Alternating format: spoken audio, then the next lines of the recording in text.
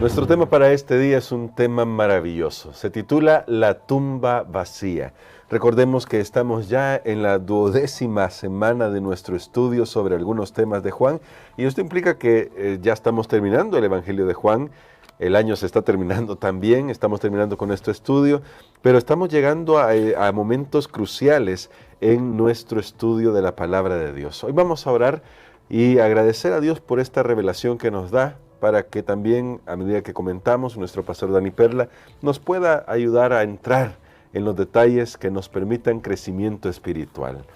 Padre querido, venimos ante tu presencia agradecidos por lo que estamos aprendiendo y todavía vamos a aprender en estos días sobre el Evangelio de Juan.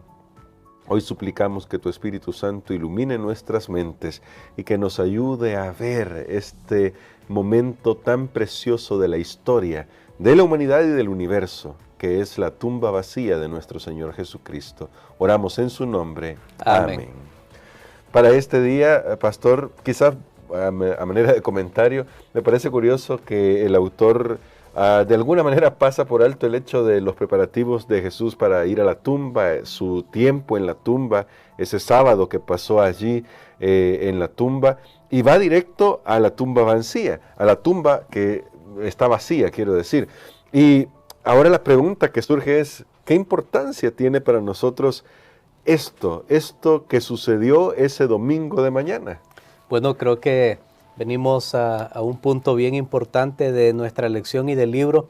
Si el relato de Juan hubiera terminado con la crucifixión de Jesús, con el grito que él dio, consumado es, que estuvimos estudiando el día de ayer, pues simplemente hubiera terminado en un fracaso, sí. Hubiera terminado el relato en una derrota, porque si Jesús es un Salvador que está muerto, ¿cómo Él va a cumplir sus promesas?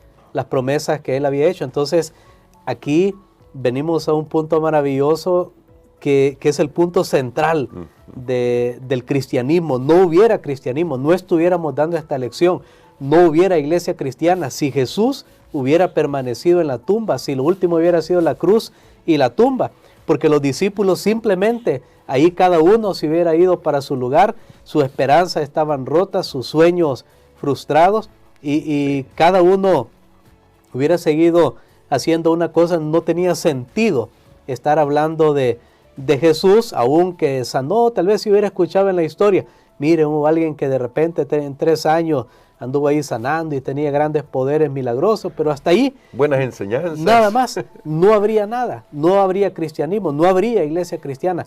La resurrección es un punto central en la historia de la redención. Amén. De hecho, la salvación tiene que ver con un pueblo resucitado, porque recordemos, y no solo estoy hablando de la muerte física, aunque es una realidad para todos. Cuando el hijo pródigo, que se le ha llamado el hijo pródigo en la parábola de Lucas 15, regresó a su padre, el padre dijo, mi hijo era muerto y ha revivido.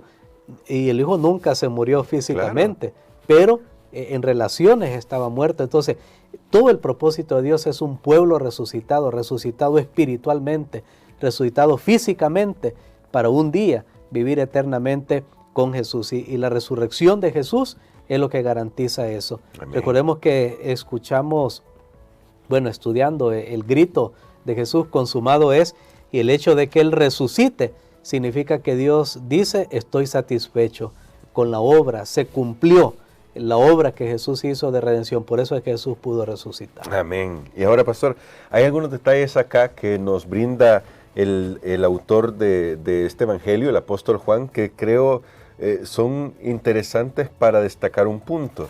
La resurrección no fue, y lo quiero decir con estas palabras, no fue un invento a posteriori de los discípulos para tratar de salvar su reputación. Hay elementos, se ve en los otros evangelios, pero me gustaría, yendo al evangelio de Juan, ver algunos elementos que destaca este autor inspirado. Versos del 8 al 10, aunque le invitamos a todos nuestros amigos y amigas a leer todos los versos desde el verso 1. Pero ya en el versículo 8 al 10 dice de la siguiente manera, de San Juan 20, Entonces entró también el otro discípulo, está hablando el propio Juan, de él mismo ahí, que había venido primero al sepulcro, y vio y creyó, porque aún no habían entendido la escritura que era necesario que él resucitase de los muertos, y volvieron los discípulos a los suyos. Pero la pregunta aquí es, porque lo leí así a propósito, vio y creyó. ¿Qué vio y qué creyó? Esta parte me llama la atención, pastor. Luego llegó Simón Pedro tras él y entró al sepulcro y vio los lienzos puestos ahí y el sudario que había estado sobre la cabeza de Jesús, no puesto con los lienzos, sino enrollado en un lugar aparte. Y me llamó bastante esto la atención. Luego ahí aparece la expresión vio y creyó que Jesús había resucitado.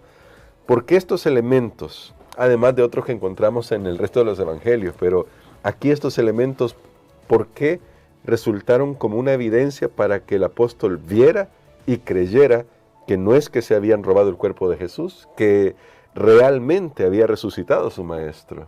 Bueno, hay muchos detalles, como usted mencionó, no los vamos a poder cubrir todos, pero vale la pena estudiar ahí este relato. Y en primer lugar, voy a comenzar por aquí, la piedra había sido quitada. Eso lo hace claramente Juan 21.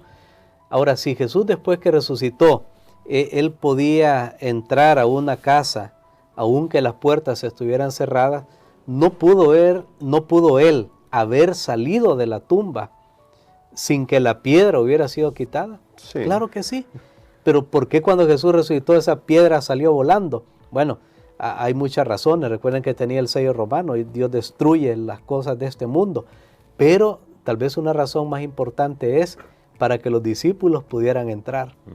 Para que la piedra fue quitada. Cuando Jesús resucitó, por supuesto, esa fue una obra de un ángel. Los discípulos nada tuvieron que ver con eso. La piedra fue quitada para que ellos pudieran entrar. Y efectivamente, después de todo lo que pasó, que los otros evangelistas narran toda esa situación, como un ángel bajó del cielo, todo el esplendor que hubo, los soldados romanos caen desmayados y Jesús sale de ahí. Ahora, aquí Juan nos sitúa en ese momento en que llegan las mujeres, llegan los discípulos y todos, algunos incluso se asoman y se regresan, no entran, pero después logran entrar, pero Juan aparece aquí como el más inteligente de todos, porque Juan observó algo, observó que los lienzos en el versículo número 7, bueno, 6 y 7. El 6 y 7, luego llegó Simón Pedro tras él, entró en el sepulcro y vio los lienzos puestos ahí y el sudario que había estado sobre la cabeza de Jesús, no puesto con los lienzos, sino enrollado en un lugar aparte. Y el versículo 8, entonces entró también el otro discípulo que había venido primero al sepulcro y vio y creyó. Noten que está diciendo que Pedro entró y vio eso, pero no le hizo números. Sí. Pero Juan entró y vio y ahí Juan captó y dijo, ¿por qué esto está ordenado? ¿Por qué está doblado? Si unos ladrones de tumbas hubieran entrado para robar el cuerpo de Jesús, que de paso ningún ladrón de tumbas entraría para robar un cuerpo en descomposición, un cuerpo muerto, eso está claro, entraban para robar otros objetos, claro, para robar cosas de valor, pero no para llevarse un cuerpo muerto, entonces no tenía sentido. Pero digamos, si un ladrón entró, ¿por qué se va a preocupar en doblar? Entonces eso fue en doblar esos lienzos, en que todo esté en orden. Esa evidencia la dejó Jesús para que los discípulos pudieran creer. Pero la Biblia dice que quien vio y creyó fue Juan. Fue Juan. Así que se establece como uno de los discípulos más inteligentes. Y creo que esas pruebas y muchas otras, hay 11 relatos post-resurrección, o sea, de Jesús resucitado en los evangelios. Hay 11 ocasiones, 11 relatos, y Pablo narra 2 más, una a 500 personas, ahí en 1 Corintios 15, y una a Santiago, su hermanastro, y entonces serían 13 ocasiones, pero quedó bien establecido en la historia que Jesús resucitó, que no pudo haber sido que los discípulos robaron el cuerpo o alguna otra persona, además de recordar que eso estaba bien custodiado. Amén. Así que hay evidencia que nos muestra que realmente la tumba estaba vacía porque Jesús resucitó de los muertos, se levantó victorioso de la tumba. Y con eso en mente, pastor, porque todavía el día de mañana se va a terminar de abordar este tema de la resurrección de Jesús, me gustaría que usted orara por nosotros para que podamos tener todos la certeza de que podemos confiar en lo que la Biblia nos ha revelado. Jesús se levantó victorioso de la tumba. Amén. Padre, gracias te damos, Señor, porque hoy hemos estudiado este tema que nos concierne a todos, la resurrección espiritual y física que es posible gracias a Cristo Jesús. Gracias, Señor, porque su obra redentiva en la cruz fue aprobada por el cielo y porque Él vive y vive para siempre.